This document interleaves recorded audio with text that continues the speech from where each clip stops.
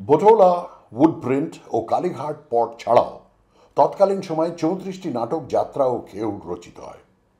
সংবাদ মাধ্যম এতটা সক্রিয় তখন তো ছিল না, কিন্তু তবুও মিডিয়া ট্রায়াল মহন্তকে কাঠগড়ায়, নবীনকে আদর্শ স্বামী আর এলোকেশীকে অবস্থার শিকার হিসেবে চিহ্নিত করেছিল। সেই দৃষ্টিকোণ থেকেই নাটকগুলি লেখা।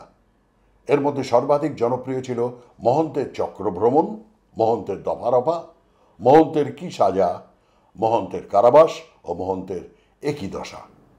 কোনো এক খবরের কাগজ ছাপিয়েছিল, থানায় এসে আত্মসমর্পণ করার সময় নবীন বলেছিল, আমায় তাড়াতাড়ি ফাঁসি দিন, এই পৃথিবী নির্দয়, আমি আমার স্ত্রীর সঙ্গে শীঘ্র মিলিত হতে চাই পরপারে।